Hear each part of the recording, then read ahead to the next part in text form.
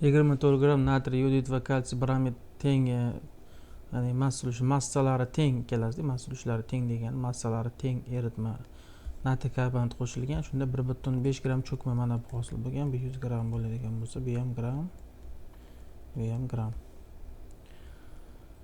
Va cho'kma ma'lum bo'lsa, xuddi shunday aralashma galogenni to'liq cho'ktirish uchun 8 gram mana bu ta'sirlashtirilgan. Xuddi shunday tarkibli eritmaga galogenlarni cho'ktirish uchun kumush nitrat ta'sir ettirilgan yaxshi. Mana bu massasini hisoblab olamiz. 40 qo'shilgan 160 desa 200 gram, buni hisoblaydigan bo'lsa 3 gram. Massa uluishlari teng edi, demak bu ham 3 gram bo'ladi.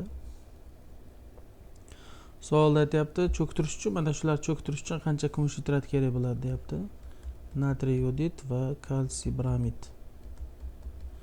Reaksiya ketadi kumush nitrat bilan.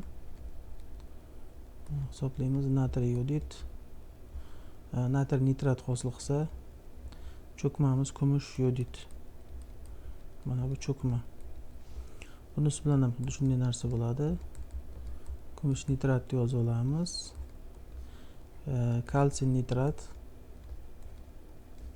va kumush bromid. Mana bu oldiga qo'yiladi.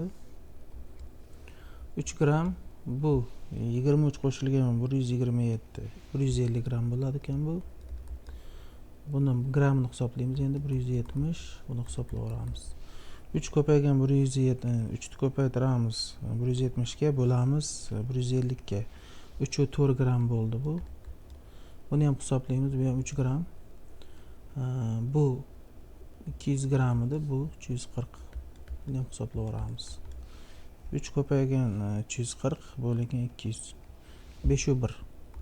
5,1. Ikkalasini qo'shib yuborsam, qo'shilgan 3,4, 8,5. 8,5 gram. Demak, 8,5 gram kumush nitrat eritma va foiz ham 8,5%ligi 100% ni hisoblasak, 8,5 ko'paytirib bunga bo'lsa 100 gram bo'ladi.